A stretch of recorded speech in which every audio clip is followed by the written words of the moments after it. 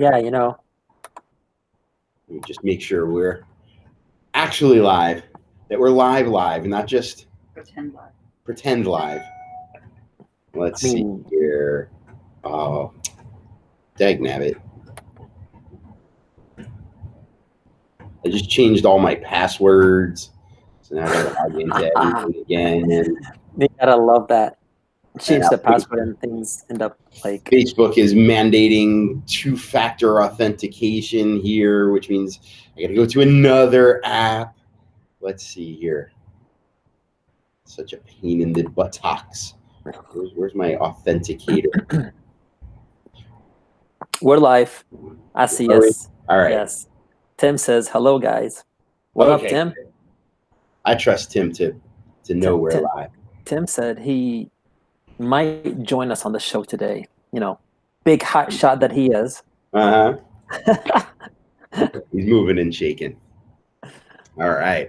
So now that we're confirmed that we're live, let's jump in. We want to be mindful of your time this year. So we're on this half-hour format. We're going to move pretty quickly. So today we're talking about smart stripes. Dun, da, da, dun, da, da, da. So we've talked a little bit about, I think actually you might have talked about smart goal setting when we did the HQ thing. Yep. Yeah. So it's not necessarily a new concept. However, one of the things that we want to talk about from a curriculum standpoint is making sure that we have a set of objective measures. Any good curriculum will have a set of objective attainable measures that you can bring your students through in a mindful way. We all know that in the old days when you went and said, hey, sensei, can I test for my next belt? The answer was always just, you're not ready. What did that mean? Nobody knew. Sensei didn't even know. He just knew he was supposed to say you're not ready because that's what everybody always told him. Yeah, you were only ready when they told you that you're ready. Yeah. And now the Skillz curriculum has this idea of the belt stripes built in, which I've been doing belt stripes for decades, but never really as thoughtfully, I think, as Skillz does it.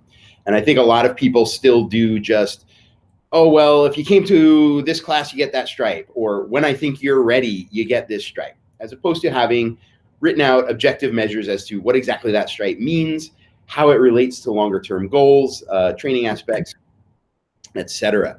So as you look at your curriculum, I think it's important that you really chunk it down a little bit and figure out what is it that you're trying to accomplish. Skillz does this built in.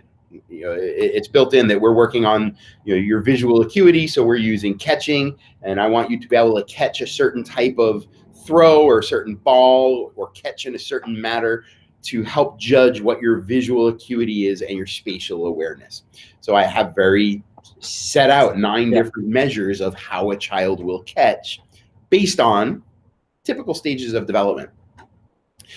But I think one of the bigger discussions that we have here, aside from curriculum, is also how do we prove value in our programs? We've had this conversation a lot lately as we talk about becoming that $399 or that $1,000 a month school. How do we prove to parents that we're worth it? And I think it's that we don't prove it by saying what we are or saying what we're not. Certainly don't tell people what you're not because it sets up a negative. We're not just karate. My website is not karate. You want to tell them what you are. When somebody says, oh, looking to sign up for classes, tell them what you are. But I think the biggest indicator is your results. What's caliber of human being are you turning out of your program? And it's not going to be based on kicks and punches. It's going to be based on, how do they interact with the family? How do they interact at school? What are they doing in their community? What's their level of tenure success as they go for jobs? And one of the things that we can do is take all of these systems that we spend a lot of time putting into our schools and teaching them how to do it. Everything in our school as a Skillz school has a purpose, right? If I walk into John's school for the first time, even the way his lobby is set up has a purpose. John, you've spoken about the power of your walking conversation. Everything has purpose. Imagine If I could take all of my successes and all of my methods and hand them to a child, would that be worth something more than kicks and punches? Absolutely. A lot of times when we think of the way that children act, it's a constant blame on the child. You know what I mean? Versus taking a step back and realize that the behavior of the child is a learned behavior that is in connection with how they're dealt with and how the parents deal with the situation. So we got to be careful when we're doing this. We got to be we have to assess it in a way to make sure that those goals that we're setting, the goals that we're helping the children with, the things that we're trying to do, is really helping them cognitively along with physically. I love that. And that's actually how we teach a Skillz class. We have a skill that we want them to develop, and we don't say, well, today we're going to work on your vestibular system. What is that? They can relate to, right? Today we're going to work on, man, can you throw 10 kicks without putting your foot down? Okay, we're working on your vestibular system. We're also working on some of your physical ability. We're working these things, but we don't tell them that. We give them a relatable lesson. Yes. And here's how we can do that to teach our kids about setting and achieving SMART goals. So we can flat out tell them, especially our older ninjas, we can tell them, we want you to be successful, so we're going to help you set some goals. Now, you already know about this, the way that you go through your different belt stripes to earn different belts, to go from beginner to intermediate to advanced through class to class to class to get black belt. And we build that whole pyramid for them. But that's cognitively a lot of information. So now we can teach them about SMART goals using this stuff that they're already familiar with as the frame of reference. So what is a SMART goal? So SMART is an acronym. And let's go through what these things mean. So the first one is that every goal you set has to be specific. If you want to earn your red stripe, you're able to do 10 double switches with front leg front kicks, making sure you have good chamber and good footwork. That's very specific about exactly what I want you to do. It's not, when you're ready, you'll get your red stripe. Yep. And I think when you give, I know I'm very like goal oriented. When we go to the personal trainer, if she just tells me, all right, you're going to do it till you're tired, I'm tired now. I hate working out, But if she says 5 more, well, I'm going to do 6, just because I want to. And if Heidi does 6 because we go together, I'm going to try to do 7. I don't know if I will be able to. But you should let her win, though. You just should let her win. Don't listen. She's right here. So we know in martial arts what a specific goal would be, this specific do a couple switches. Thinking about kids in your class, think about a dreamer in your class, that kid who wants to be something. He's already knows what he's going to be when he's 45. Yes. Think about what his goal is. And how would you help him make it specific? I mean, aside from giving him a step-by-step instructions, telling him exactly what to do and how to do it, kind of like you said, for us yesterday, we were doing the chamber hold, and, I knew this kid in front of me, he's one of our Storm team members, but he's also on our competition team. Laying out the instructions, I knew that intrinsically he's ready to go, to the point that he already, repped up the drill. And he's like, well, what happens if I do 20? And then I was like, well, I'll do 10 push-ups. So that way I'm confirming that, he's going to do it. But extrinsically, I'm also allowing him to win because I know he'll do it. Yeah, so specifically what motivates him.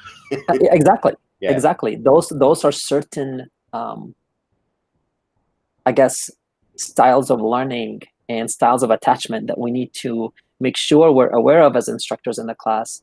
Because when you know the child in front of you and specifically know their needs and how well they work, I'm able to create success. Yeah, and I think as we look at some of those things, like when I think of specific, you get the kids that, well, I want to be rich, or I want to be a great kicker.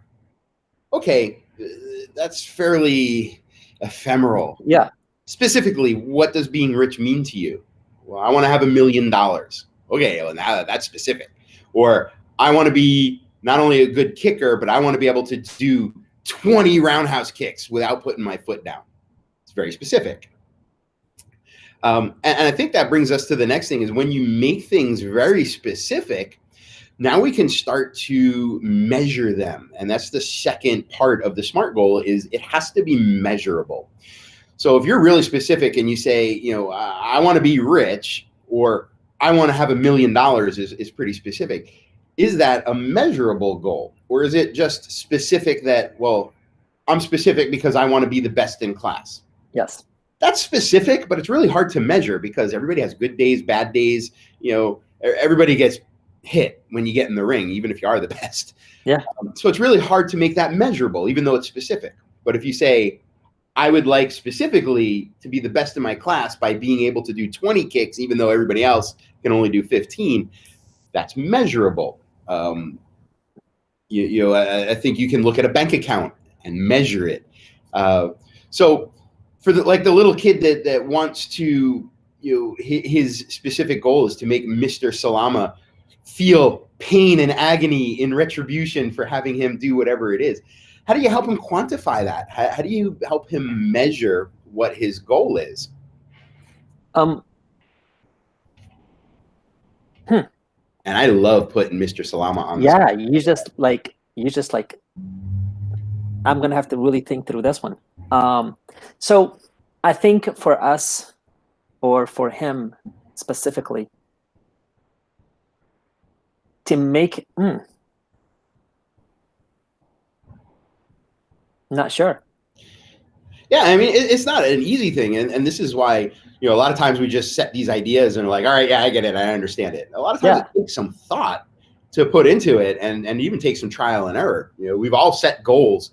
I mean, we're in January. January is the month of failed goals, realistically. So even saying something like that, extrinsic motivation that you mentioned, if you can do 20 kicks, that does show me that you're the best kicker. Or if you could do that chamber hold for 20 seconds, it does show me this. But if you could do it for 25 seconds, giving that just that measuring stick of where they are. And it doesn't always have to be, I think, a fixed thing. I think measurement can sometimes be more emotional. Yeah.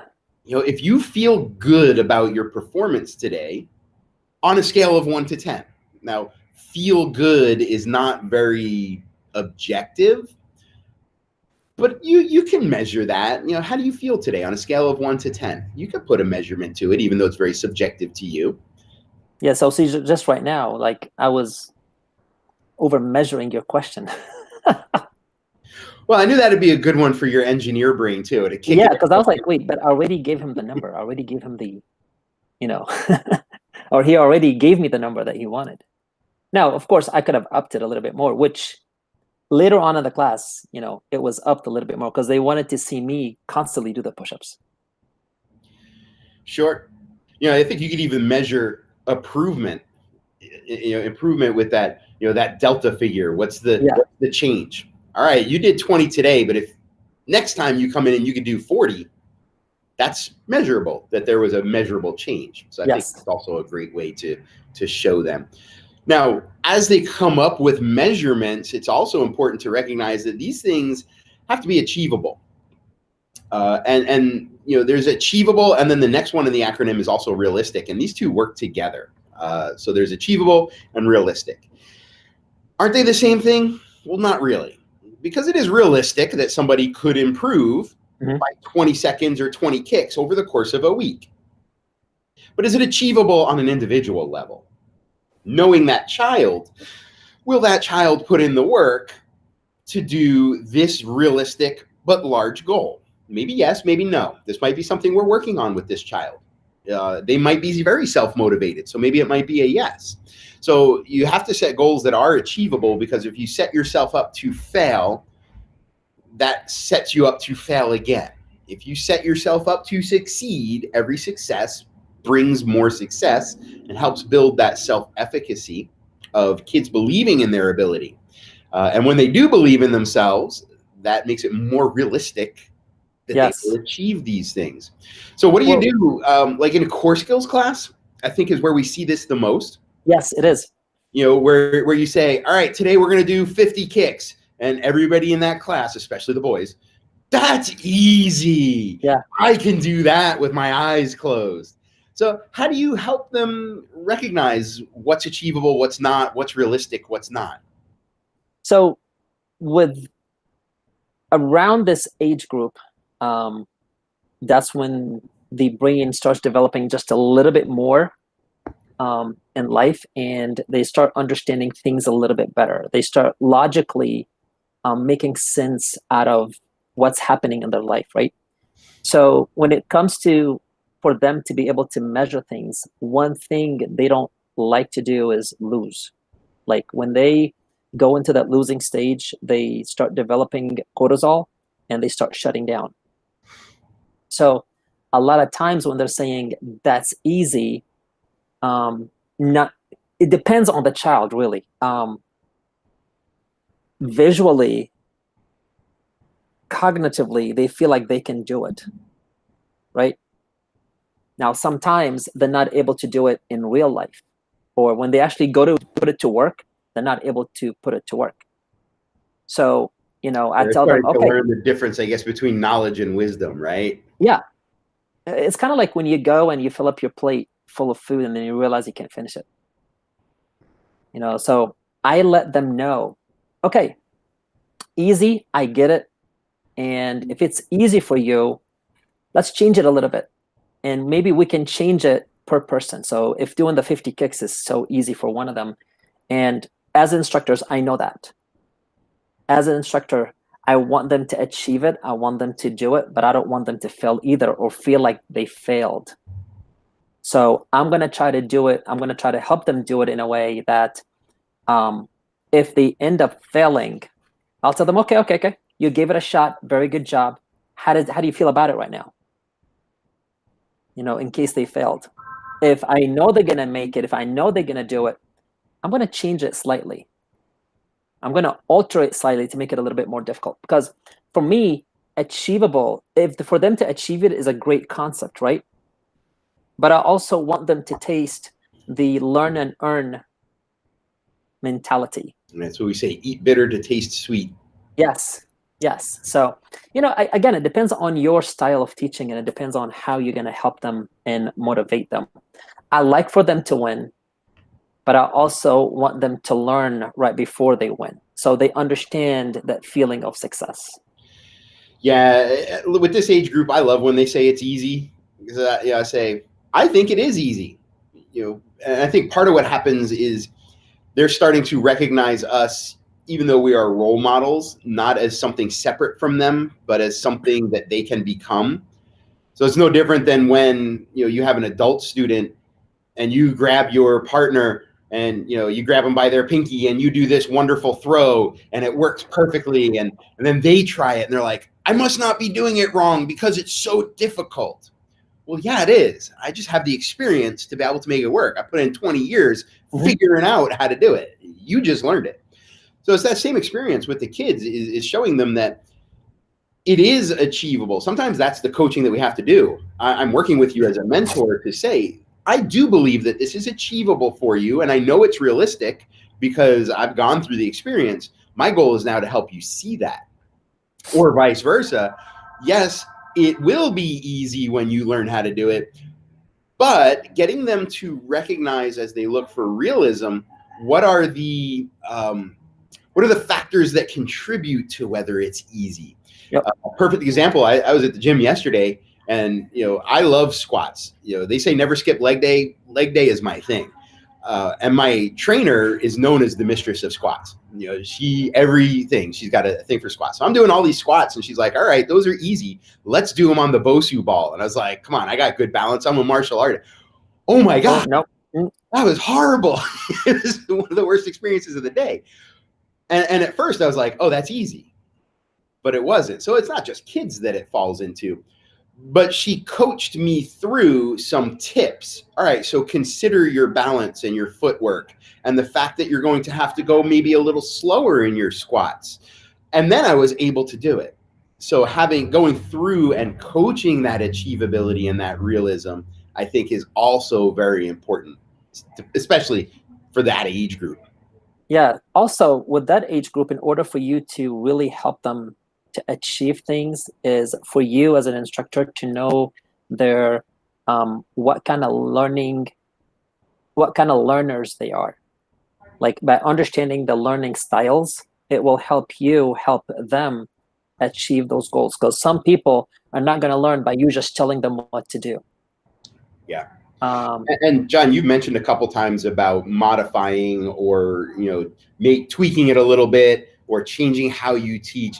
Objectiveness is very important, but we also have to understand that no matter how good your systems, you have to individualize. Yes. That is the value of being somebody's mentor, coach, and being somebody who makes a difference in their life versus just being the guy who's up front teaching class. So there is a balance to be had there.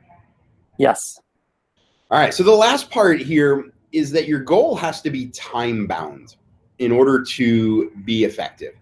So if I set that goal of doing 25 kicks or making $1 million, and it's very specific and it's measurable and it's realistic and it is achievable. I know a lot of people that have a net worth over $1 million. Maybe they don't have $1 million in their pocket, but their net worth is over $1 million. In fact, in New York, if you own a home, you're pretty close from the value of your home.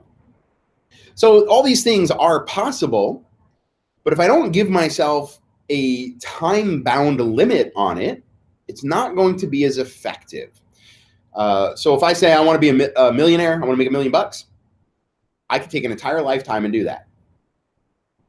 And it may happen and it may not. But if I say by the end of 2021, I would like to have a net worth of $1 million. Now I can measure even that aspect of it and say, okay, today is January 13th. That gives me 352 days. That means I have to make a certain amount of money every day. And it really makes it easy for me to now take that goal and work it backwards in the available time to make it happen. This is why we have belt testing every 12 weeks or every 10 weeks, depending on which cycle you're on. If I just said, hey, little Johnny, by someday, you need to be able to show me a combination of 3 moves. Okay, I'm going to go play some video games. Is it that day yet? Yeah. Is it that day yet? It's gone, right? We know as coaches, business coaches, that if we set you a goal and you don't take action, at least initial action, some goals can't be done in 24 hours, but if you don't at least take initial action within 24 hours, you're something like 80% less likely to ever follow through. Yeah. So how do we, keeping realism in mind, how do we help the kids set realistic time goals? What are some of the considerations that we should have them keep in mind? Because ultimately we want them to be able to do this, not us. What are some of the things we should coach them to think about as they're setting their time frames? So say, for example, the kicking concept, the 25 kicks, right? And they're having a hard time doing it. We would simply have them say, go home, practice it, do it over and over and over, constant repetition, right? Helping them by when they come to class, they can show it to us again and let them know, hey, by Friday next week, I'd like to see you do this. And when you do, this could be the reward or whatever the case may be. So help them, again, just make sure that it's in front of them constantly. that they're not losing track and Yeah. wanting to do something else. Front of mind awareness. It's got to be in front of them. I think time management is one of the biggest challenges, I'm going to say, of American society, only because I've not lived as an adult in other societies. I think time management is one of our biggest challenges. We tend to overestimate the time available and underestimate the amount of time it will take to do something. Yeah. And that's why so many people in our society are always running late or always scrambling or can never find the time to do the things that they want. So I think it is important, as we're setting goals and looking at time management, to also think about the other things in life. All right, so you would like to be able to throw 50 kicks by next week. All right, it's realistic and achievable. But are you going to have the time to practice? Because we're in midterm season and you have to do some studying for school. That is very important. I know that you are going on vacation next week. Is that going to interfere with your ability to stay on track? I know that you're learning from home. Is this going to distract you from your school learning? So all these things, helping them see how to manage their time, not just set the time limit, but how to manage their time so they can set a realistic limit. Absolutely. And important. You also know, like, depends on the goal that they want to achieve, what their capabilities are. So again, make it realistic for them. If they're at 20 right now and they want to reach the 50, don't make them do it by the end of the week. I mean, it's just not going to happen. Yeah, and again, that's our role as counselors and mentors for them, helping them craft something realistic. All right, so as a recap, we want to first make sure that we are using SMART objectives in our curriculum. Everything that you teach should be specific, it should be measurable, it should be achievable, realistic, and time-bound. Don't leave people waiting for 7 years to get the next belt just because you think they're not ready. If it's taking that long, you're probably not a very good instructor. I'm going to throw that right out there. And I don't mean that as you're a horrible person. I mean that there is improvement that you can make in your instructing ability. Nobody is a natural-born teacher. We have traits, but there are things we have to develop and cultivate in ourselves in order to be a better teacher. So look at your curriculum and figure out how you can make it a little more objective.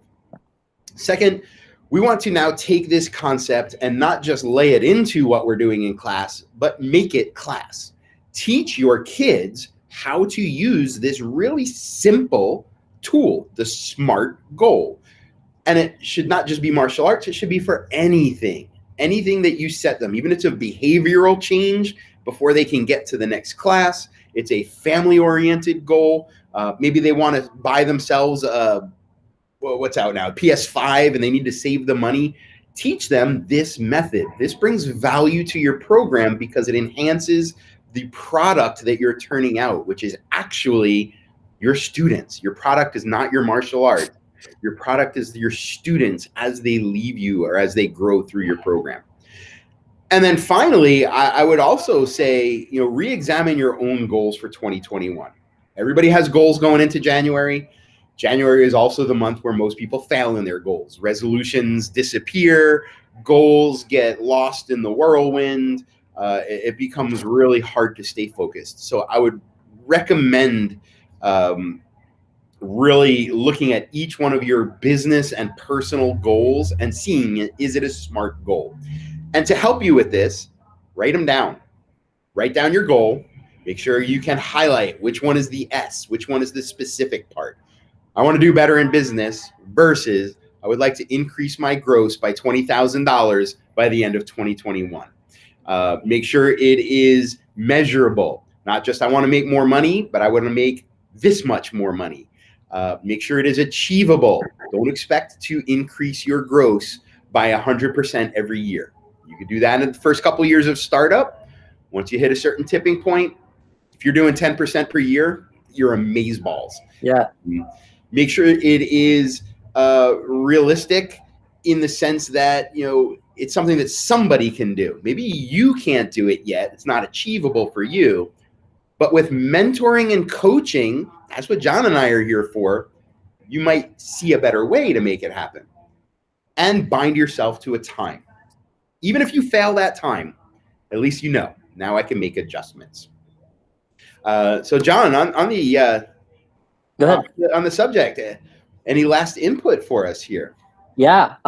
Once you set up the SMART concept, then put in little reward systems in between. And because you've got a goal that you want to achieve, but maybe breaking it up into smaller little goals, adding in your own personal rewards in between, whether it's for you or for your students or whatever, that's going to be like the best motivator ever. Because sometimes the goal could be super long, right? But having those little goals, those little rewards in between achieving the small, tiny goals, then it helps you keep going.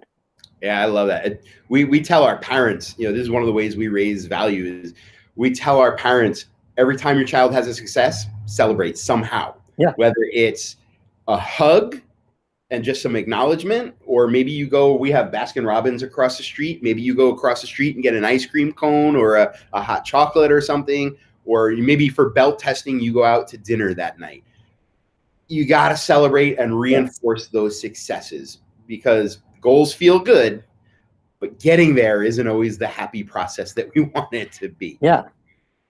I mean, you know what? I tell this to parents all the time. You give your dogs treats when they do good, but we don't do that to the kids. We don't do that to ourselves. Gotta.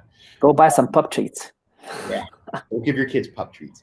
and the last thing I would counsel you to do is, with 2021 and all the lockdowns, it's imperative that you're really using some, I've been calling it business Aikido, that ability to intercept an obstacle, redirect it, and put it to your own uses. I really encourage you to take this concept and put together a course on it. It doesn't have to be a huge, intricate thing. We just did this in half an hour. Maybe make it 3 15-minute courses, or break it out into 5 15-minute courses, one on each of the steps. And make it so that your leadership team maybe can take that course, or your parents can take that course. Raise your value. If you really nail it down, get some great feedback and make some tweaks, you can also now sell this. This is not my concept or John's concept, or I don't even know who created the SMART thing. I should look that up. But there are people selling courses on this. Some of them are making $5, some of them are making $500. I'm taking a college course right now that's like $500 a credit. It's a 3-credit course, so it's $1,500. The whole first week, SMART goals. Yep. You can make money off of it. So I encourage you to think outside the box there. All right. 3 minutes over. We're still close there. All right. So I encourage you guys to get to it. If you need help with it, that's what John and I are here for. Please reach out, whether it's for a coaching or mentoring relationship, or you just need a quick little bit of input or advice. That's why we're here. Absolutely. Absolutely. Guys, it's Wednesday. The week is not over yet, so go make things happen. Make things happen. I love that. I'm going to take that advice. All right, Mr. Salama, thank you so much for your time, input, and wisdom. I appreciate it as always, as I'm sure everybody else does. Mr. Evans, appreciate always meeting with you every single week. That's it. We work well together. You guys need to have a partner, not a business partner necessarily. Yeah. You got to have somebody that you bounce off of. Yeah. We were doing that right before the show. Yep. We're probably going to do it again. Absolutely. All right, everybody.